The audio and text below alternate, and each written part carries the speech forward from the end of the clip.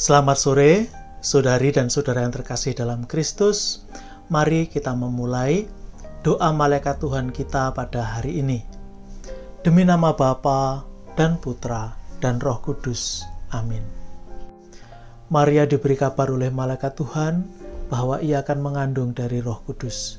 Salam Maria, penuh rahmat Tuhan sertamu, terpujilah engkau di antara wanita, dan terpujilah buah tubuhmu Yesus. Santa Maria Bunda Allah, doakanlah kami yang berdosa ini, sekarang dan waktu kami mati. Amin.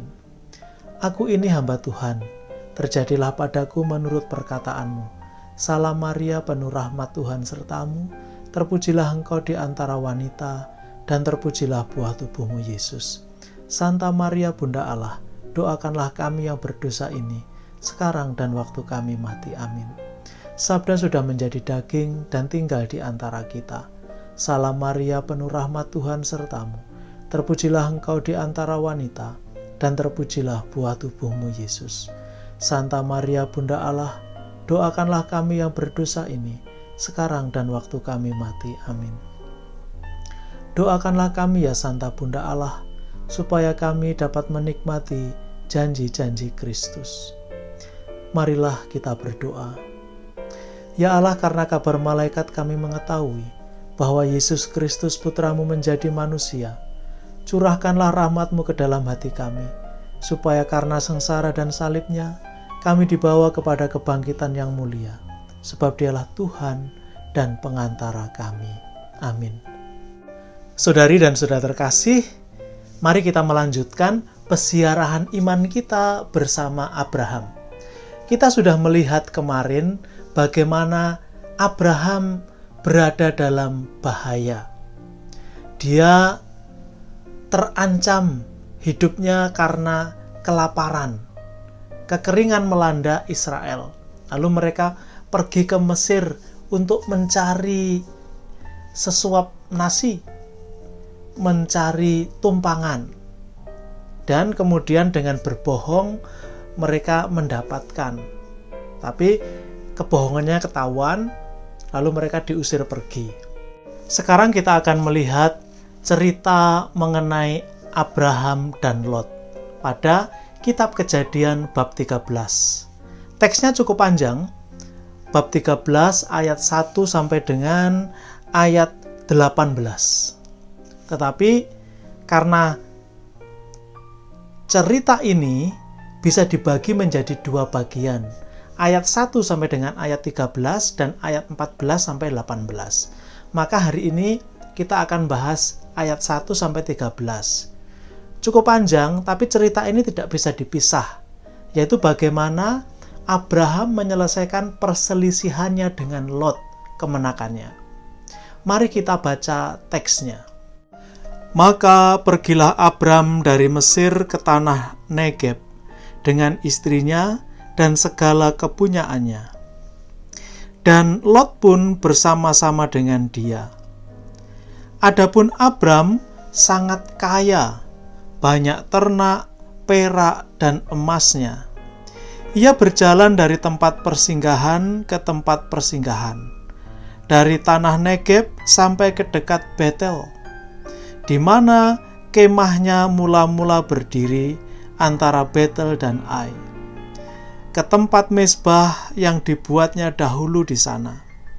Disitulah Abram memanggil nama Tuhan. Juga Lot yang ikut bersama-sama dengan Abram mempunyai domba dan lembu dan kemah.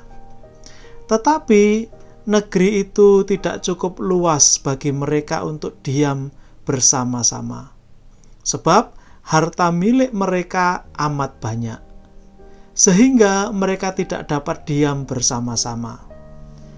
Karena itu terjadilah perkelahian antara para gembala Abram dan para gembala Lot.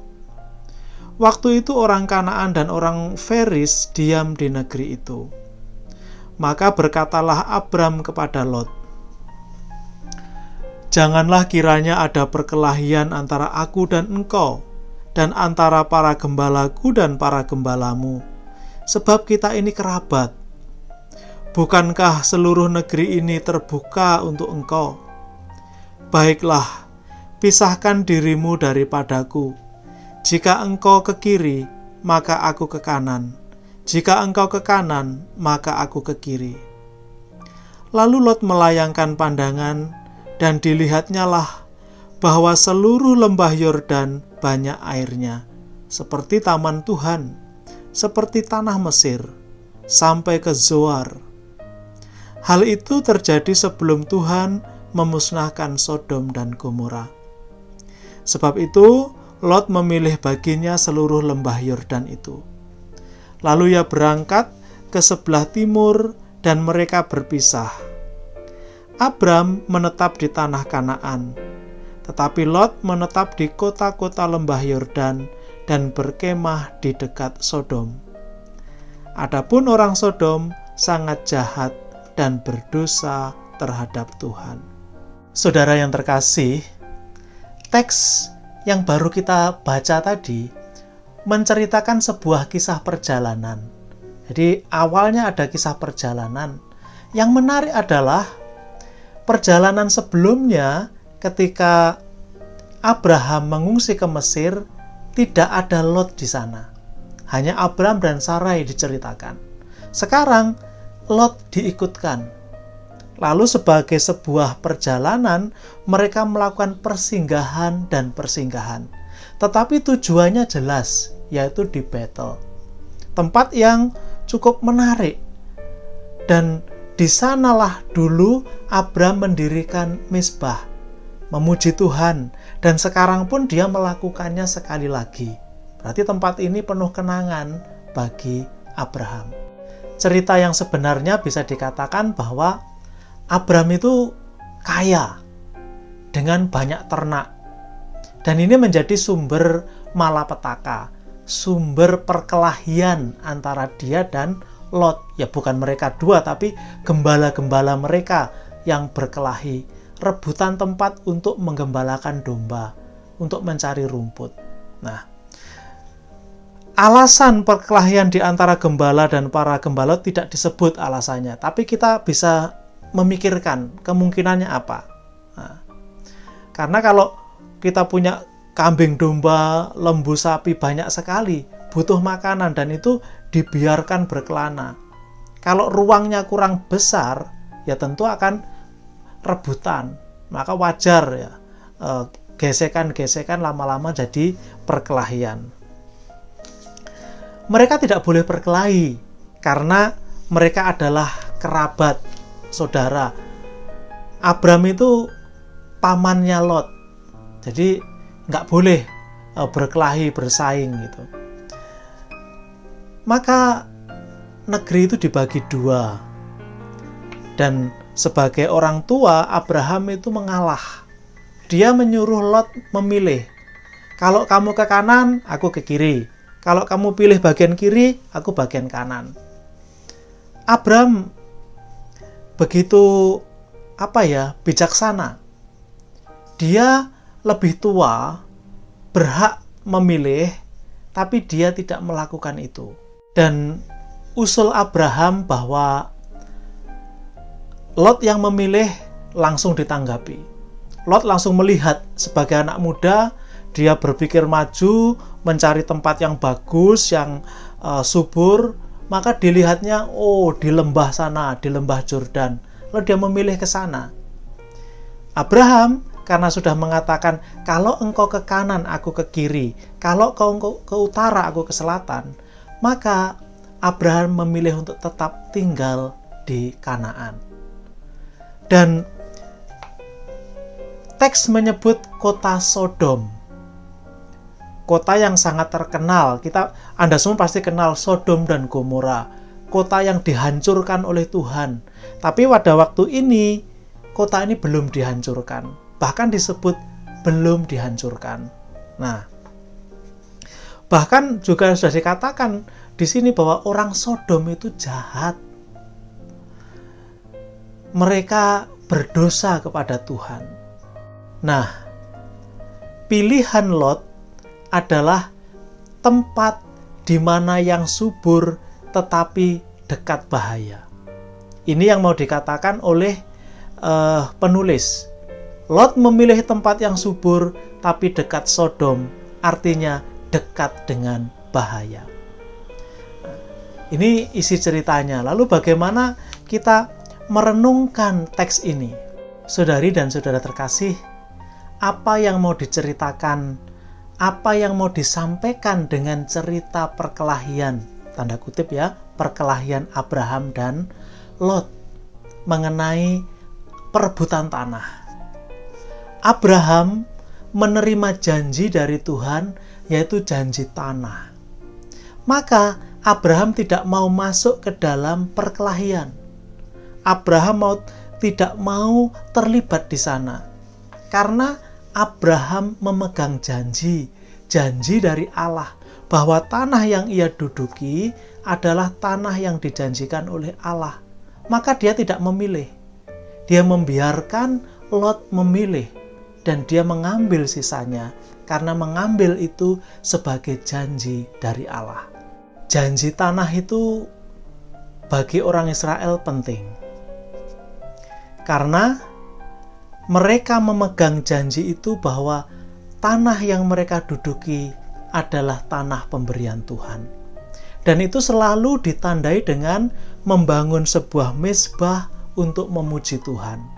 Dan itu diulang-ulang. Sering kita mendengar mereka mendirikan mezbah dan memuji Tuhan.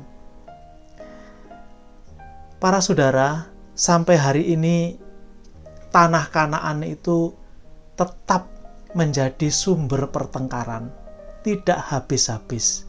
Kalau kita melihat berita di televisi atau membaca di surat kabar, pertengkaran antara orang-orang Israel modern dengan bangsa sekitarnya itu selalu ada, tidak pernah berhenti.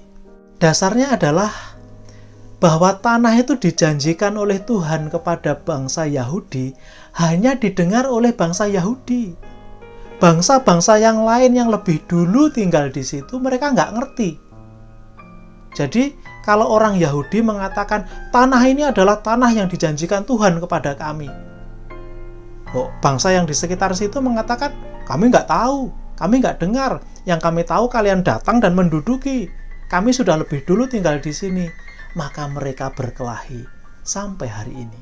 Mungkin fanatisme akan hak milik itu telah membutakan mereka.